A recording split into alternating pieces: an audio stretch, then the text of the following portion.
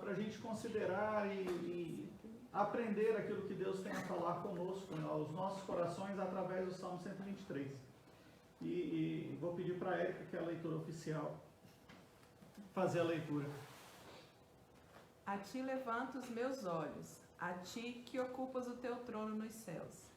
Assim como os olhos dos servos estão atentos à mão de seu senhor, e como os olhos das servas estão atentos à mão de sua senhora, também os nossos olhos estão atentos ao Senhor, ao nosso Deus, esperando que Ele tenha misericórdia de nós.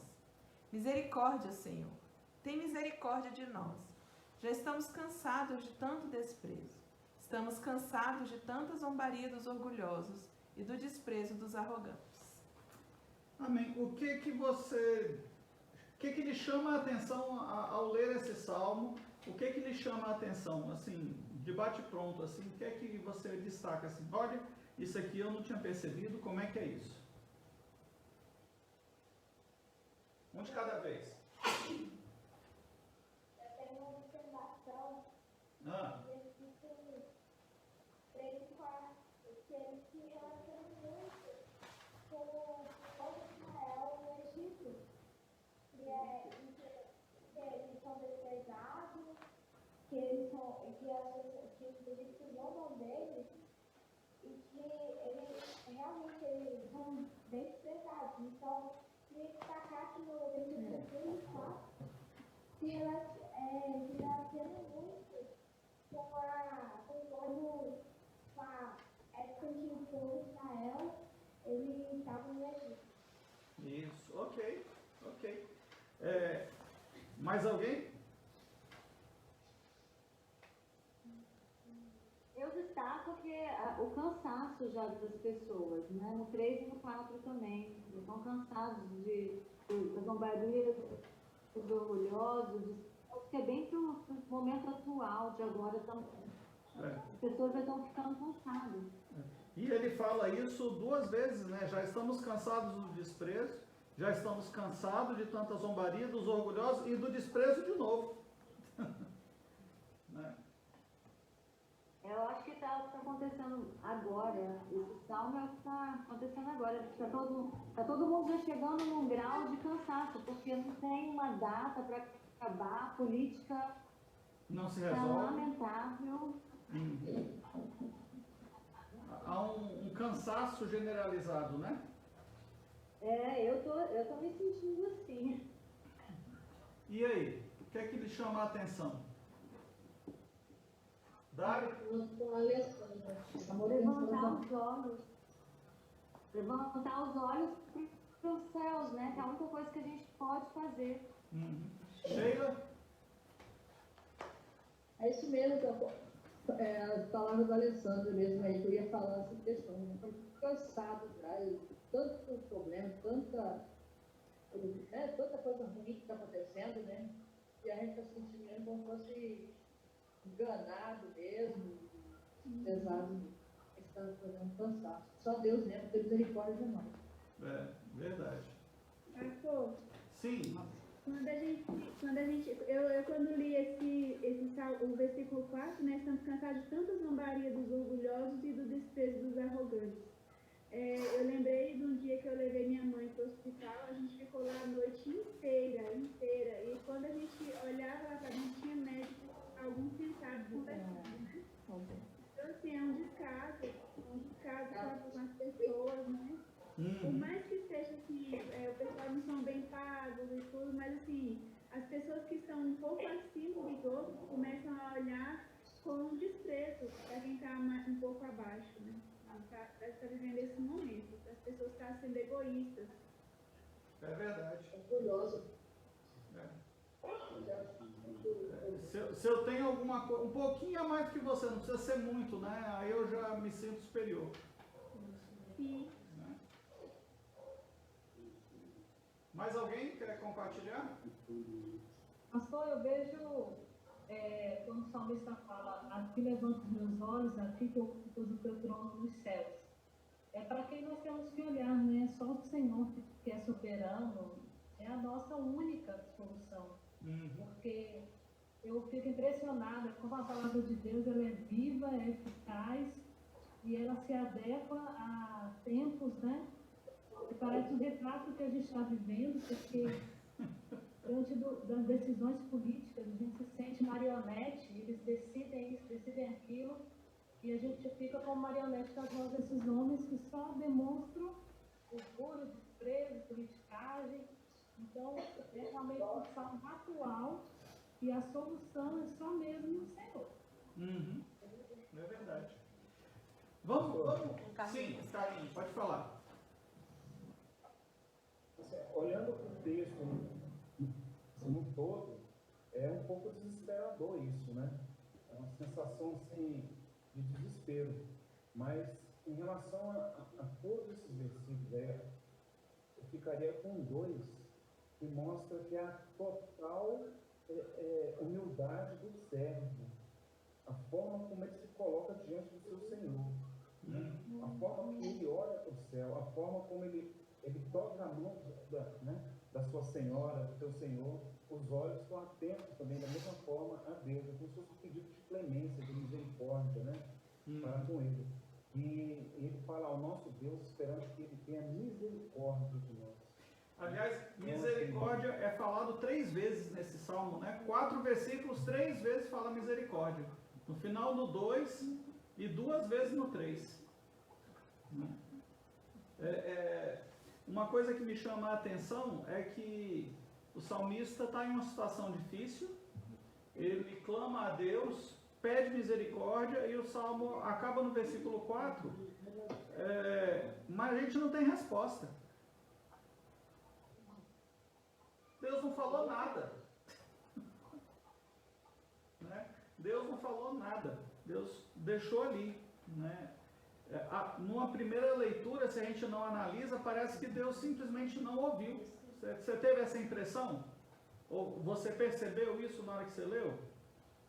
Dá a impressão de que, não, tudo bem, deixa correr. Né? Vamos começar a esmiuçar então um pouco o salmo. Tá certo que esse desenhozinho que eu consegui... Ainda bem que o 124 já começa falando que ele esteve ao nosso lado, né? Essa esperança, né?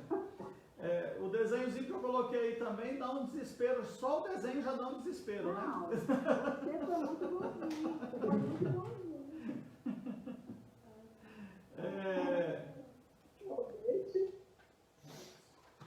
Pode botar? Não. Deixa eu passar aqui, peraí. Vamos lá. Esse é um salmo de peregrinação, a gente já sabe, a gente está estudando isso, do 120 ao 134, é um salmo de peregrinação, né? Era cantado quando eles iam a caminho de Jerusalém, tá? E a gente já viu, estudando outros salmos, que nesses caminhos aí por onde eles andavam, eles tinham vários tipos de problemas que eles enfrentavam ali, não era um caminho fácil, era um caminho perigoso. Mas esses salmos de peregrinação, eles foram escritos para que o salmista, para que os peregrinos tivessem a condição de expressar os seus sentimentos. E eu gosto muito de considerar isso nos salmos, porque às vezes a gente fala assim, tem coisa que a gente pensa, mas não fala, não é assim? Pensa, mas não diz. E o salmista diz tudo. Se você olhar lá no Salmo, no livro de Salmo, você vai encontrar todos os tipos de alegria e de sentimento, aqueles que a gente expressa e aqueles que a gente quer esconder, o salmista não esconde. Ele vai colocar isso lá, e às vezes de forma até muito clara. Eu não lembro qual o número do salmo, mas um deles fala assim: feliz é aquele que pega os filhos dos seus inimigos e bate a cabeça dessas crianças sobre a rocha. A gente nunca falaria uma coisa dessa abertamente. O salmista fala, não, eu tive coragem, está aqui, e eu escrevi. Né? Mas também ele expressa, na hora que ele está alegre, ele fala que ele está alegre, na hora que ele está na presença de Deus, ele fala que está feliz por estar na presença de Deus, e na hora que ele está com medo, ele fala também que ele está com medo. E isso é muito importante, porque às vezes a gente vai sufocando os sentimentos e daqui a pouco a gente explode, porque não consegue colocar aquilo tudo que a gente está vivendo para fora. Né? E a gente tem que considerar que, como o salmista, da mesma forma que o salmista, nós também somos peregrinos. E nós precisamos aprender a expressar, a colocar para fora aquilo que a gente está sentindo.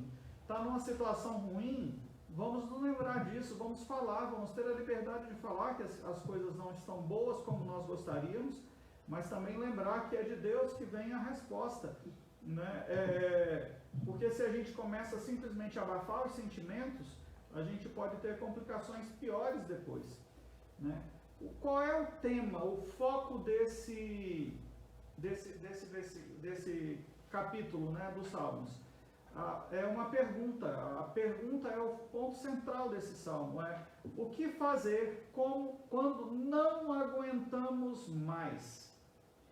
O que é que a gente faz quando a gente não está mais aguentando? E é sobre esse aspecto aí que o salmista vai discorrer em todo esse salmo, nesses 4 versículos do Salmo 123.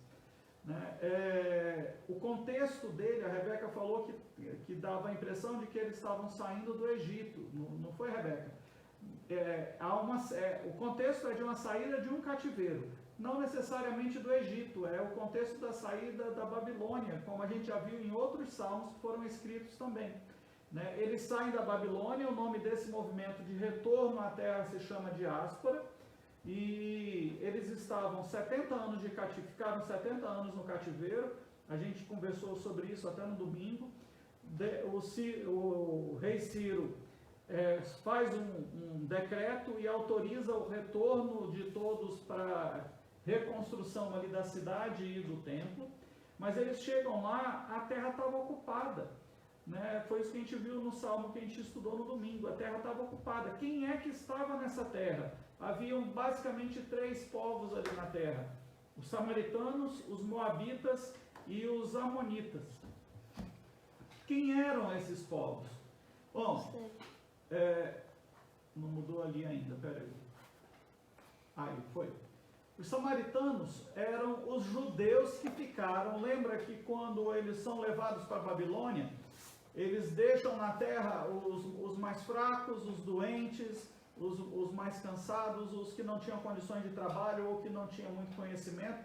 E esses judeus que ficaram ali começaram a se casar, até para ter estrutura de familiar e condição de sustento para se apoiarem. Eles começam a casar com povos de outras nações e principalmente procuravam se casar com os babilônicos e com os povos em volta. E aí eles se misturaram. A ordem de Deus é que eles não podiam fazer isso, eles deveriam se manter puros, tá? E eles começaram a misturar não só entre casamentos, mas a religião também. Eles começaram a misturar a adoração a Deus, o judaísmo ali, né, se a gente pode chamar assim, com as religiões de outras terras, de outros povos. Quando Neemias e Esdras retornam, você vai ver isso escrito e isso colocado de forma um pouco mais clara ali, as perseguições e aquilo que eles estavam fazendo. Tá? Além dos samaritanos, eles tinham os moabitas. Quem eram os moabitas? Os moabitas, Moabe era filho de Ló com sua filha mais velha. Lembra do caso? Que Sodoma e Gomorra é destruída, a esposa de Ló é transformada numa estátua de sal, eles fogem para uma caverna, Ló e suas 2 filhas fogem para uma cidade, depois se escondem na caverna, e lá elas embebedam o pai, e as 2 se deitam com o pai, têm relação sexual, e elas então têm filhos com ele. Né? O filho da mais velha é Moabe, tá? E Moabe habita a terra a região do Mar Morto. Eu botei um mapinha aí, deixa eu ver se eu consigo marcar aqui para vocês. Aqui, ó, essa região aqui, ó, é a terra de Moabe, tá? E os amonitas são os filhos, Amon, filho da filha mais nova. Então você tem 2 reinos aqui que estavam na região depois do Jordão, na chamada Transjordânia. Tá? Hoje essa região é conhecida como Jordânia, com esse nome de Jordânia. Os judeus voltam para essa região aqui, ó, Jerusalém está aqui, tá? Deixa eu apagar aqui para ficar mais bonitinho. Jerusalém está aqui, né? E eles voltam para cá, mas esses povos aqui, Os samaritanos, está aqui, ó, vinham para cá para atacar os judeus, os amonitas e os moabitas. Todos eles então começam a se aproximar no intuito não de ajudar, mas no intuito de atrapalhar. No primeiro momento, se você for ler isso no livro de Esdras e Neemias, eles se apresentam com a máscara de que eu estou aqui para estar junto com vocês, nós somos aparentados, nós temos um ancestral em comum, e isso é verdade, tanto para todos os três povos. Os samaritanos eram judeus, não eram judeus, eram judeus misturados, mas eram judeus. Os moabitas e os amonitas eram os filhos do sobrinho de Abraão, então eles todos eram ali meio aparentados, mas a ordem de Deus é que eles não se misturassem para evitar ali qualquer tipo de contaminação, né? O Salmo registra todo esse momento de estresse, esse momento de não aguentar mais tanta perseguição, e como eu falei, Esdras e Neemias vão dar esse detalhe aí com mais precisão, mais força, né? E, irmãos, assim acontece conosco também. Nós somos a minoria que defende o que é correto em um mundo que valoriza o erro. A gente está o tempo todo vivendo num mundo em que, se você falar aquilo que é certo, se você agir de forma correta, você é criticado, você é hostilizado, você é tido como bobo, você é tido como um monte de coisa, porque o mundo está disposto a valorizar aquilo que não agrada ao Senhor, que está longe dos caminhos do Senhor. João 15, 18 e 19 vai dizer assim: se o mundo vos odeia, tenha em mente que antes me odiou. Se vocês pertencessem ao mundo, ele os amaria como se fosse dele. Todavia vocês não são do mundo, mas eu os escolhi, tirando-os do mundo, por isso o mundo vos odeia. E 1 João 3,13 repete também as mesmas palavras: meus irmãos, não se admirem se o mundo vos odeia. O cristianismo é a religião mais perseguida no mundo. Se faz muito barulho com relação à perseguição de minorias, mas o cristianismo é a religião que mais é perseguida no mundo ainda nos dias de hoje. Nós estamos conversando aqui e a China está destruindo templos. Ah, pastor, a China está lá do outro lado do mundo. É verdade. Então vamos aqui para Recife. Hoje o pastor Augusto Nicodemos fez um vídeo pedindo ao prefeito de Recife que permita abrir os templos, porque como eles entraram em lockdown, eles proibiram até que vá o grupo para fazer a transmissão do culto da igreja, né? Você não pode mais ir à igreja nem para fazer a transmissão. Ele fez um vídeo fazendo esse apelo, e isso tudo é reflexo dessa perseguição que sempre existiu, sempre vai existir, e há uma razão: eles perseguiram até Jesus, e vão nos perseguir, porque o cristão, por princípio, deve representar o que é certo e valorizar o que é certo, e o mundo não está querendo saber a verdade, o mundo está querendo viver mentiras, porque são mais doces às vezes do que verdades, que às vezes são um pouco mais amargas, mais difíceis. Pastor Augusto Nicodemos fez essas afirmações no estudo dele, e ele me chamou muita atenção. Ele fez esse estudo há uns 3 ou 4 anos atrás, e ele fala assim: se a igreja afirmar família, nós somos taxados de homofóbicos. Se a igreja afirmar vida, nós somos acusados de discurso de ódio contra aquelas que são favoráveis ao aborto. Se a igreja falar defesa e proteção, nós vamos ser acusados de discurso de ódio contra os criminosos que devem ter os mesmos direitos que nós, direitos iguais. E às vezes a gente vai descobrindo que eles estão tendo mais direito até do que nós, que estamos supostamente livres, né, temos. E são coisas que precisam ser consideradas, porque nós estamos sempre sob ataque.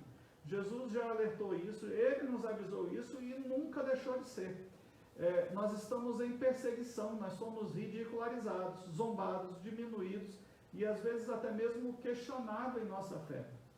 Chega ao ponto de não suportar, eles chegaram ao ponto de não suportar tamanha perseguição ali à sua fé, né? Agora tem um detalhezinho ali: eles estavam sendo perseguidos porque estavam fazendo a coisa direito, tá?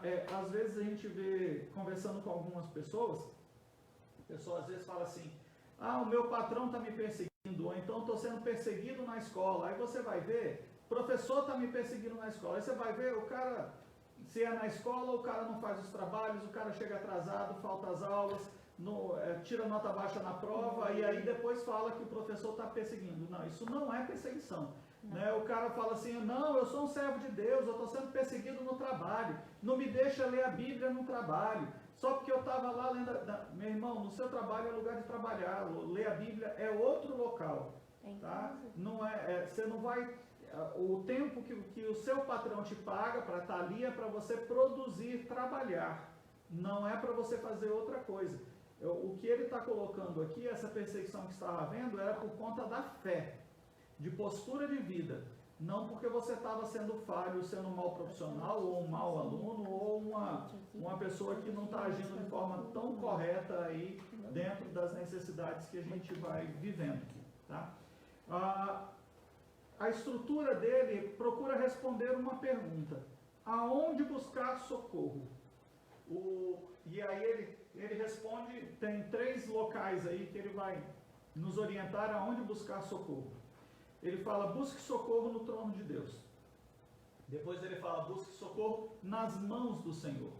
E busque socorro nas misericórdias e na graça de Deus manifesta em nossa vida.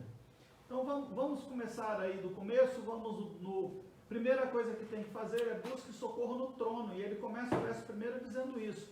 A ti levanta os meus olhos, a ti que ocupas o trono nos céus. A imagem é de Deus sentado no trono, da onde se governa e se controla todas as coisas, e na mão do Senhor tem o domínio para realizar todas as coisas. O Salmo 25, Davi passa pela mesma condição, uma situação bem próxima ao do Salmo 123, que a gente está meditando hoje, e ele dá as mesmas recomendações. Olha que Davi já tinha morrido há muitos anos antes, né? Mas ele fala, levanta os meus olhos para Deus em oração, e ele busca intimidade com Deus, porque ele sabe que a partir da intimidade com Deus, ele vai ter a orientação e o livramento que ele precisa ali. Então, o salmista olha para a gente e fala assim, você quer a orientação de Deus? Olhe para o Senhor. O olhar para o Senhor significa entregue a Ele a condução da sua vida, a direção do seu caminhar. Deixa Ele conduzir. E aí tem uma coisa interessante que eu estava aqui estudando no livro do... Peraí. É do Hendrickson, não. Do Wisber. Acho que é Wisber. Ele coloca essa caminhada cristã em 3 pontos que eu achei fantástico, e em cada um deles nós precisamos manter o nosso olhar no Senhor. Ele fala, a caminhada cristã inicia-se ao olhar para Cristo e pela fé crermos. Assim começa a caminhada cristã. Ninguém segue a Jesus se antes não tiver olhado para Jesus e crido nele pela fé. E depois nessa caminhada, isso dá início à fé, mas nessa caminhada, o nosso relacionamento com Deus se desenvolve enquanto nós mantemos o nosso olhar fixo no Senhor, buscando aprofundar esse relacionamento com Ele, tá? Em intimidade com Deus, e isso se dá através da prática da oração. Ninguém é íntimo de Deus se não ora. Eu tenho muita intimidade com Deus, mas eu nem preciso orar. É tanto que nem preciso orar. É mentira, irmãos. Porque Jesus era o próprio Deus, e Ele, para falar com o Pai, Ele tirava muito tempo para estar em oração na presença de Deus. E a caminhada começa olhando para Deus e crendo nele, a caminhada se desenvolve olhando para Deus e buscando essa intimidade por meio da oração, e ela vai terminar um dia quando nós pudermos ver Deus face a face em sua glória plena. Olha que maravilhoso!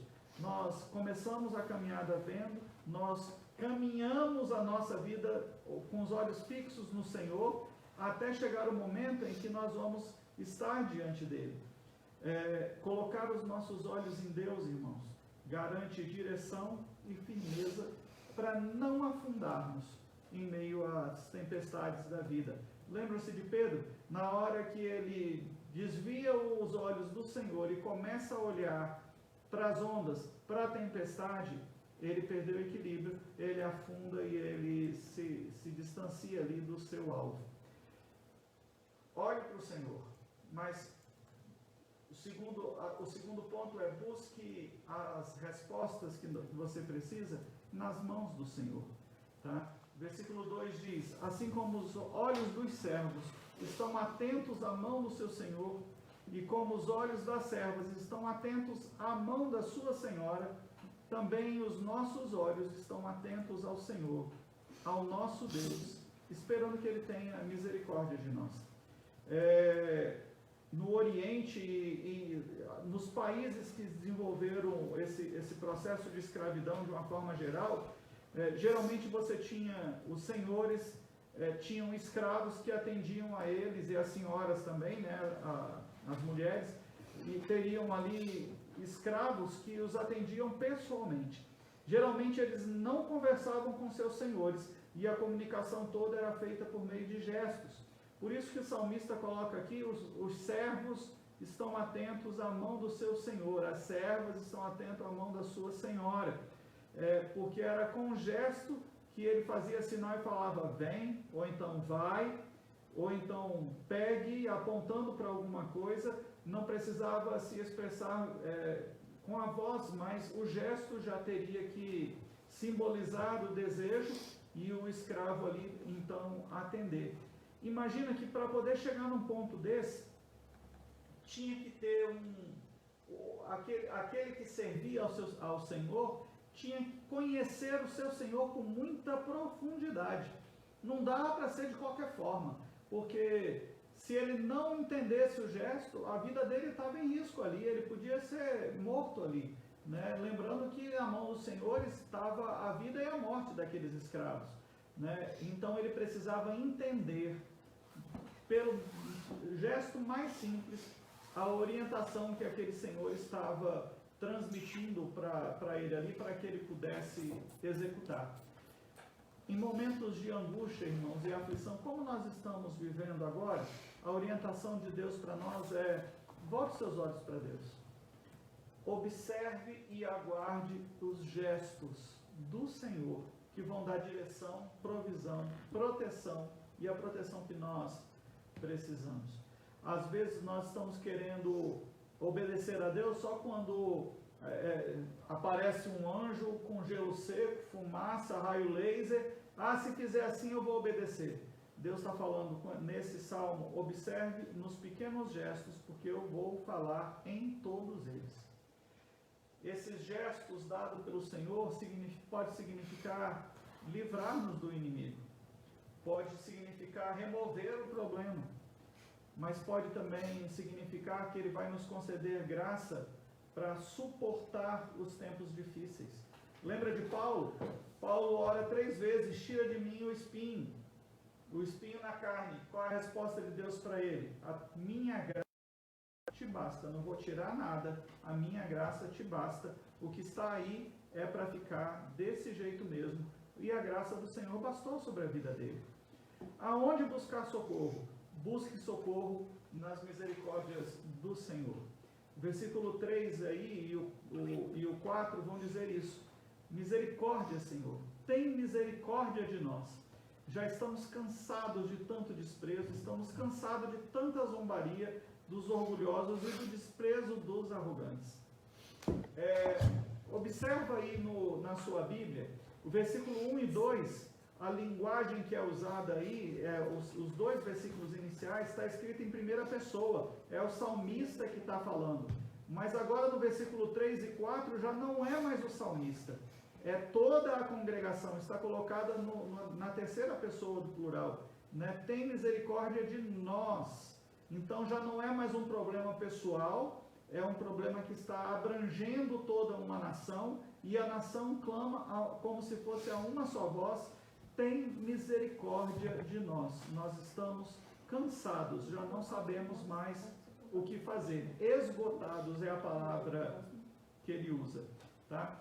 É interessante que, se você observar os versículos 3 e 4, o salmo como um todo, ele não pede a destruição do inimigo. Ele podia ter falado: Senhor, tira os inimigos, mata os inimigos, ou então me dá a vingança, ou então manda a justiça. Ele não faz ele não pede nem livramento. O que ele pede? Ele pede misericórdia. E aí eu vou pedir para a Érica abrir um pouquinho, porque o Ricardo não está presente, mas eu quero que você me explique o que é, o que significa misericórdia.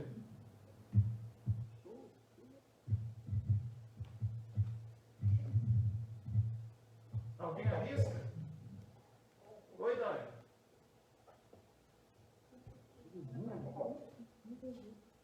Misericórdia. O que é misericórdia? Compaixão. Compaixão. Compaixão. Ótimo. Tem a ver, tem a ver. O que é misericórdia? Sentir a dor do próximo? Oi? Não ouvi. do próximo. Sentir a dor do próximo. Sentir a dor do próximo. Sentir a dor do próximo está ligado à compaixão, tá? Mas não necessariamente diretamente ligado à misericórdia. Piedade. Piedade. Piedade no sentido de Deus ter pena de nós, é isso, Rafa? Não foi a Rafa, né? Foi quem que falou? Foi a Rebeca. Foi a Rebeca. É porque os quadrinhos aqui ficam mudando de posição, quando eu olho para um lugar ele mudou para o outro. Eu vou abrir mais para você ver mais. Né? Ok, tem a ver com isso também. Alguém mais arrisca? Solidariedade. Solidariedade, ótimo, mas não tem nada a ver. Não? Não, Eu olhei no Google. tem não. Tem não. A misericórdia de Deus sobre nós não tem nada a ver com solidariedade. O Google deu Ah, de um pau. Deus, de Deus. E a misericórdia verdadeira. Eu vou. Atos concretos de manifestação de sentimento como perdão, indulgência, graça e clemência. Ah, ótimo. Olha aqui que o Google não faz, hein? Eu vou simplificar o que a Roberta falou para ficar mais fácil. O que é misericórdia e o que é graça, para poder a gente ter um comparativo entre um e outro, para ficar mais fácil da gente entender. Olha lá. Misericórdia é o Senhor não nos dando o castigo que merecemos. Entenderam? Nós merecemos ser castigados. Misericórdia é não sermos castigados. É não receber o castigo que a gente merecia. Ok? E o que é graça? É o contrário da misericórdia. Graça é o Senhor nos dar aquilo que nós não merecíamos. Ok? Misericórdia, não receber aquilo que nós merecemos. E graça é receber aquilo que nós não merecemos. Tranquilo? Entenderam? Carlinhos está com a cara de interrogação aí?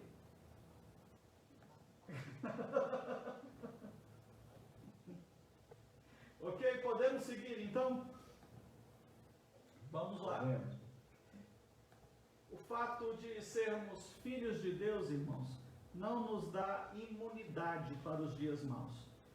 Jesus alerta para isso e a gente vê isso expresso no Velho Testamento inteiro. Todos nós vamos ter dias difíceis e nesses dias nós vamos nos sentir cansados, saturados, sobrecarregados. A palavra saturado aí é assim, não tem mais aonde caber. A gente não dá conta mais. E Deus está falando, eu sei, eu vi, eu entendo.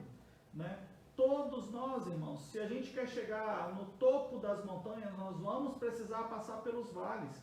E é nessa hora de passar pelos vales que a gente tem que olhar não pelo desespero, pela situação ali do vale, que o vale está nos proporcionando, o medo, a dor, a angústia, mas a gente tem que olhar para o alto e lembrar que é lá em cima, é o nosso lugar, é lá em cima que nós vamos nos encontrar com o Senhor. E enquanto atravessamos, nós precisamos clamar com misericórdia, para que Deus não nos dê aquilo que muitas vezes nós merecemos. Deus nos conhece mais do que nós mesmos. Sabe aquela hora que você fala assim, eu não aguento mais? Muitas vezes Deus olha para a gente e fala assim, você aguenta. Eu sei que você aguenta porque foi eu quem te fiz. Você está achando que não aguenta porque você está focando mais nas dores do momento. Sabe, eu vou usar uma expressão de atividade física, não por eu praticar, os irmãos sabem disso. mas por conhecer. Às vezes você está fazendo exercício físico e o treinador está ali e fala, você fala, eu não aguento mais, está tudo doendo, ele fala, mais um pouco, você dá conta. Eu sei que você consegue, eu sei que você vai, e a gente acaba se descobrindo que a gente pode muito mais do que o que a gente achava que podia suportar, simplesmente porque Deus olha para a gente e fala, eu te conheço, eu te formei, eu sei do que você é capaz. Irmãos, nesse contexto, ninguém foi mais perseguido do que Jesus. Ele foi perseguido pela família, pelos amigos, pelos religiosos, por gente que negava aquilo que ele fazia, que atribuía as manifestações de cura, de libertação, até a demônios. Jesus foi extremamente perseguido. E olha que coisa interessante. Deus escolhe caminhos, irmãos, que estão além da nossa compreensão, simplesmente por uma coisa. Porque nós não conseguimos ver o todo, nós nos focamos no momento. Agora está todo mundo angustiado porque tem alguns dias que nós não podemos sair de casa, aí quase 2 meses. Mas isso dentro de um contexto de uma vida é pouco, é relativamente pouco. De repente a gente se pergunta por que Deus está deixando tudo isso acontecer. Olha, a gente for, depois que a gente tiver essa liberdade de estar saindo e conversando um pouco mais de perto, talvez seja a hora de você começar a pensar, ou até mesmo agora, o que você tem ganhado em estar com sua família dentro de casa? Eu sei que não é só coisa ruim, eu sei que não é só dificuldades, tem muita coisa que melhorou.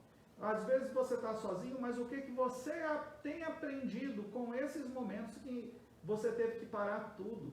A gente estava vindo de um período, de uma época de agendas cheias o tempo todo, e Deus nos fez parar de um dia para o outro.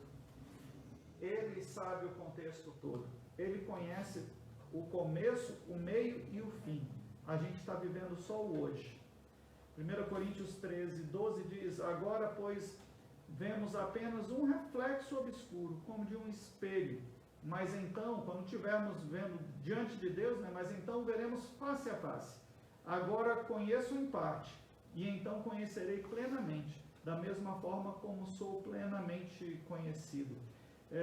Paulo aqui em Coríntios, ele usa a ideia do espelho, que para aquela época não era o espelho que nós temos hoje de vidro, com aquela lâminazinha de metal atrás, que tem uma nitidez muito boa. Na época, os espelhos, você pegava um metal, uma prata ou um cobre, e polia, até que você conseguisse ver o seu reflexo. Mas o reflexo dentro de uma bandeja de prata ou de cobre nunca vai ser igual. Por isso que ele fala, é como um espelho, a imagem não tem nitidez, é embaçado, é nevoento, é sem muita resolução, né? E às vezes a gente está querendo tomar decisões hoje baseado nisso, em fatos sem muita clareza, sem muita resolução, e Deus está falando, não é a hora agora, vai chegar o tempo, eu estou vendo, além do dia que se chama hoje. Espera. Não somos, irmãos, apenas súditos, como aquele escravo do versículo 2, que tem que ficar prestando atenção na mão do seu Senhor. Nós somos filhos de um Pai amoroso, que olha para nós, que nos vê.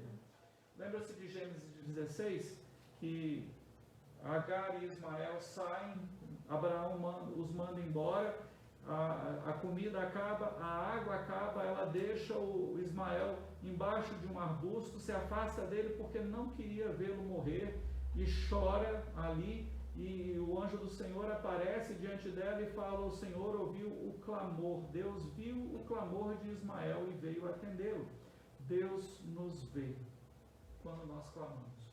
Lá em Êxodo 2, Deus viu a condição do povo no Egito e providenciou Moisés para ir lá e libertar. Lá em Jonas 3, Deus viu o arrependimento dos ninivitas, até os maus Deus vê, e quando há arrependimento, Deus vem ao seu socorro. Irmãos, Deus continua atento e vendo o que está passando com o seu povo, o que a gente está acontecendo com cada um de nós. Ele sabe, e pode ter certeza, Ele vai agir em nosso favor, não quando nós queremos, mas na hora certa, que vai ser o melhor para nós. Deus viu a perseguição e o escárnio que seu povo estava sofrendo, e os capacitou ali para concluir a tarefa que era mais importante do que brigar com aqueles povos vizinhos. Às vezes a gente quer brigar, às vezes quando a gente passa por uma situação dessa, eu vou sair de casa, vou me revoltar, vou acontecer. Deus vê além do momento presente e Ele vai nos conduzir para o que é importante. Naquele momento, o importante não era exterminar ou afastar aqueles povos. O importante era que o povo de Deus tivesse têmpera suficiente para reedificar uma nação. Às vezes a gente fica vivendo como meninos mimados, né? Que o pai faz tudo, a gente ora, Deus atende, eu peço, Ele faz. E Deus às vezes trata a gente assim, olha, eu não vou criar meninos, eu preciso criar homens e mulheres valentes, prontos para a batalha. E para que isso aconteça, a gente vai ter que passar por alguns perrengues, por alguns momentos de aflição, de dor. Como é que é formada a têmpera do aço? Você vai pegar uma liga de ferro, né, trabalhada ali, eu não sei quais são exatamente os compostos, mas ele vai esquentar, vai botar na fornalha até que aquela barra fique vermelha, e depois ele vai jogar ela dentro de uma água para dar o choque térmico, depois ele bate nela e volta para o fogo, e passa fogo, pancada e água, fogo, pancada e água, fogo, pancada e água, até que aquele metal seja transformado de dentro para fora e se transforme de ferro em aço. Às vezes as tribulações Deus nos transformando em algo melhor. É fácil? Não é fácil. Não é fácil. Ninguém quer tomar pancada. Todo mundo quer viver de sombra e água fresca. Mas se fosse para vivermos de sombra e água fresca, Deus não faria um exército. Se você atender a tudo o que seu filho pede, se você fizer tudo o que seu filho pede, ele não vai crescer forte o suficiente para que quando você morrer, quando Deus te chamar, ele continuar caminhando sozinho. Ele vai crescer com muitas sequelas, porque não soube enfrentar as dificuldades da vida. Então, é preciso ter esses momentos difíceis para que a gente possa saber como agir. Nos momentos difíceis, irmãos, o Salmo está ensinando para a gente: eleve os seus olhos aos céus e clame pela misericórdia de Deus. Deus vê. Eu quero encerrar nessa noite com essa afirmação. Quando você não souber o que fazer, quando você chegou num ponto de falar, eu não aguento mais, se lembre do que eu estou falando agora. Eleve os seus olhos para o céu. Clame por misericórdia, porque Deus vê. Amém?